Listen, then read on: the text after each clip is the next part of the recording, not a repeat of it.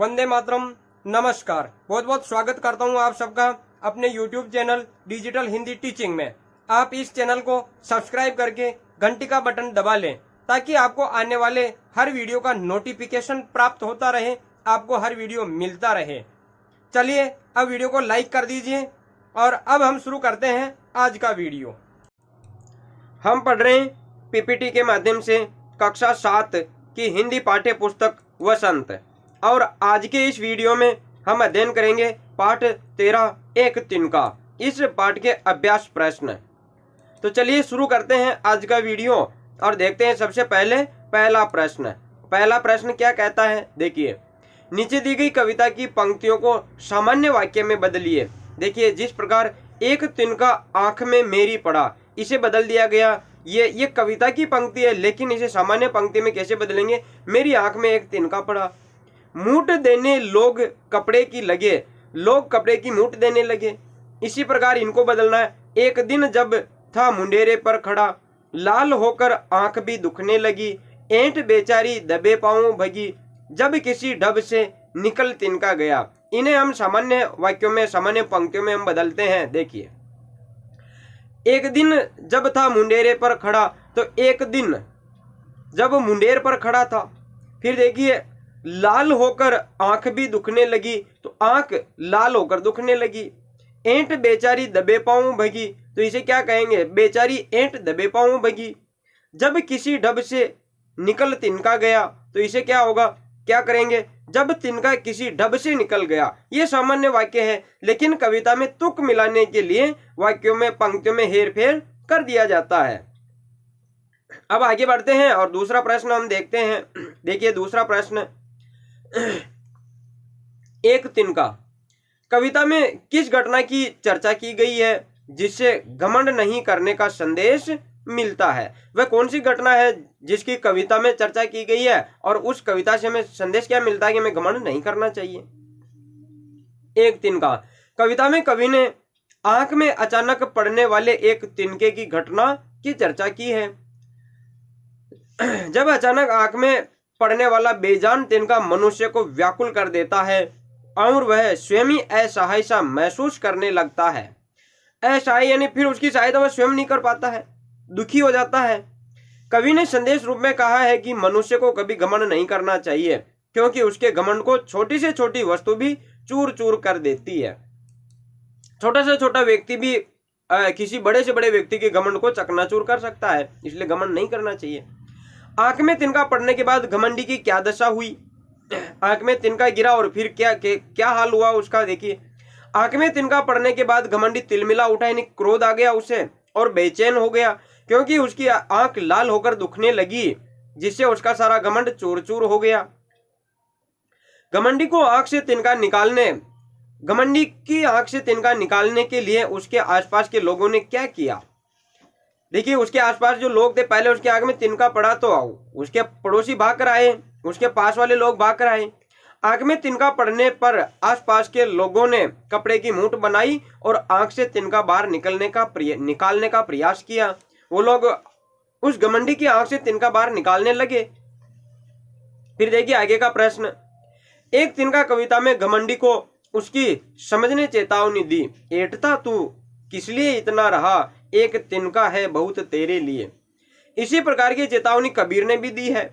तिनका कबहू न नींदिए, पाँव तले जो होई, कबहू उड़ी आंखिन परे, पीर घनेरी होई। इन दोनों में क्या समानता है और क्या अंतर है? लिखिए। जो ये हमने कविता पढ़ी, इस कविता में और कबीर दास के द्वारा लिखे गए इस दोहे में क्या तो समानता है और क्या अंतर है? देखिए, पहले दोनों में समानता देखते हैं। इन दोनों ही पद्यांशों में यह बताया गया है कि यदि मनुष्य की आंख में शक्तिहीन तिनका भी पड़ जाए तो मनुष्य को बेचैन कर देता है, इसलिए तिनके को भी प्रभावशाली समझकर उसकी उपेक्षा नहीं करनी चाहिए। यहाँ पर भी तिनका आंख में गिरता है तो आदमी बेचैन हो जाता है, और यहाँ भी कह रहे हैं कि तिनका कबहू उड़ी आंखिन परे तो पीर गनेरी होई, पीड़ा बहुत ज्यादा होगी। तो तिनका भी बेजान समझकर उसकी हमें उपेक्षा नहीं करनी चाहिए। यह तो दोनों में यही बात कही जा रही है, लेकिन दोनों में अंतर क्या है? एक तिनका, कविता में यह बताया गया है कि छोटा सा बेजान तिनका भी मनुष्य के घमंड को तोड़ने के लिए काफी है। वहां कहते हैं घमंड के लिए, कि वह घमंड को तोड़ सकता है, जबकि दूसरे दोहे में बताया गया है कि पैरों के तले दबे होने पर भी तिनके की निंदा नहीं करनी चाहिए, क्योंकि वह भी उड़कर आंख में पड़ सकता है, तो जिससे बहुत ही दर्द सहन करना पड़ सकता है। अर्थात छोटा व्यक्ति भी कभी कभी नुकसान पहुंचा सकता है। यहाँ घमंड की बात नहीं हो रही है, लेकिन छोटे से छोटे व्यक्ति की भी क्या नहीं करनी चाहिए, निंदा नहीं करनी चाहिए, उस तिनके की भी निंदा नहीं करनी चाहिए, क्योंकि वह भी नुकसान पहुंचा सकता है। पहले पद्यांश में घमंड न करने की सलाह दी गई है, जबकि दूसरे पद्यांश में तिनके जैसे छोटे या कमजोर व्यक्ति की भी निंदा नहीं करने की सलाह दी गई है। अब हम आगे देखते हैं और आगे का प्रश्न देखिए आगे का प्रश्न है, नीचे दी गई कबीर की पंक्तियों में तिनका शब्द का प्रयोग एक से अधिक बार किया गया है, इनके अलग अलग अर्थों की जानकारी प्राप्त करें। उठा बबूला प्रेम का, तिनका उड़ा आकाश, तिनका तिनका हो गया, तिनका तिनके पास। ठीक है, इसमें तिनका शब्द का कितनी बार प्रयोग किया गया है, जबकि हर बार इनका अर्थ अलग अलग होगा। क्या अर्थ होगा इनका, देखिए।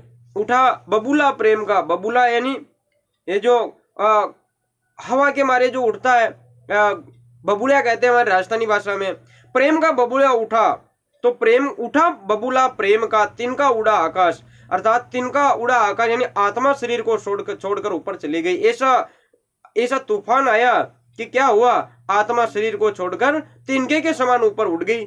जिस प्रकार इस तूफान में तिनका आकाश में उड़ जाता है, उसी प्रकार आत्मा शरीर को छोड़कर ऊपर चली गई। तिनका तिनका हो गया, अर्थात आत्मा जाकर परमात्मा से मिल गई। तिनका यानी जिनका था उनका हो गया। आत्मा किसकी थी, परमात्मा का अंश था, वह परमात्मा में जा मिली। तिनका तिनका हो गया, जिनका था उनका हो गया, तो आत्मा परमात्मा की हो गई, आत्मा परमात्मा से जा मिली। तिनका तिनके पास, और जो जिनका है वह उनके पास रह गया। क्या, तिनका यानी जिनका है वह उनके पास, तिनके पास उनके पास रह गया। क्या, पार्थिव शरीर, मृत शरीर उनके संबंधियों के पास रह गया। आत्मा तो परमात्मा की थी और ये शरीर सगे संबंधियों का था, तो तिनका तिनका हो गया। आत्मा उनकी हो गई जिनकी थी, परमात्मा की, और तिनका तिनके पास, जो जिनका था वह उनके पास रह गया, अर्थात ये शरीर सगे संबंधियों के पास रह गया। आप उसे जलावे या कुछ भी करे। तो इस प्रकार इनका अलग अलग अर्थों में प्रयोग किया गया है। अब देखिए हम भाषा की बात देखते हैं, और भाषा की बात में हम सबसे पहले देखते हैं किसी ढब से निकलना का अर्थ, किसी ढंग से निकलना। ढब से जैसे कई वाक्यांशों से आप परिचित होंगे, जैसे दम से, जिस प्रकार ढब से का प्रयोग किया गया वैसे ही दम से। वाक्यांश के लिए केवल ध्वनियों में समानता होने के बाद भी ढब से और दम से जैसे वाक्यांशों के प्रयोग में अंतर है। दम से, छप से इत्यादि का प्रयोग ध्वनि द्वारा क्रिया को सूचित करने के लिए किया जाता है। क्रिया किस प्रकार हो रही है, ढब से हो रही है या दम से हो रही है या छप से हो रही है या कैसे हो रही है। नीचे कुछ ध्वनि द्वारा क्रिया को सूचित करने वाले वाक्यांश और कुछ अधूरे वाक्य दिए गए हैं। उचित वाक्यांश चुनकर खाली स्थान भरिए। देखिए, छप से, टप से, थर से, फुर से, सन से, इनमें से इन अधूरे वाक्यांश को हमें पूरा करना है। मेंढक पानी में कूद गया, कैसे कूद गया, सन से, फुर से, थर से, टप से, छप से, इनमें से इनके बीच में क्या आएगा।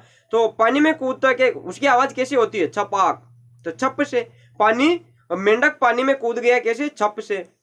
दूसरा वाक्य देखिए, तो पानी में कूदने की आवाज ध्वनि कैसी उत्पन्न होगी, वही यहाँ पर हमें करनी होगी। नल बंद होने के बाद पानी की एक बूंद चू गई, कैसे चू गई, छप से या सन से, फुर से, थर से या टप से। उसकी आवाज कैसे आती है, टप से। ये ध्वनि को प्रदर्शित करने वाले शब्दांश है कि कैसे चू गई, टप से चू गई। टपक की आवाज आती है तो टप से यहाँ आएगा। फिर देखिए आगे का वाक्य, शोर होते ही चिड़िया उड़ गई, कैसे, छप से, टप से, थर से, फुर से या सन से। तो उड़ने की आवाज कैसे होगी, फुर से उड़ गई, तो शोर होते ही चिड़िया फुर से उड़ गई। यह ध्वनि को प्रदर्शित करने वाला वाक्यांश है। तो जैसी ध्वनि हो रही है वैसा ही हमें यहाँ इनका वाक्यांश का प्रयोग करेंगे। ठंडी हवा गुजरी, कैसे, छप से, नहीं भाई ऐसे नहीं गुजरती। ठंडी हवा कैसे गुजरी, सन से।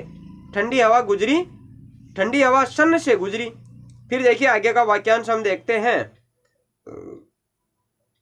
देखिए, मैं ठंड में कांप गया, कैसे कांप गया? छप से।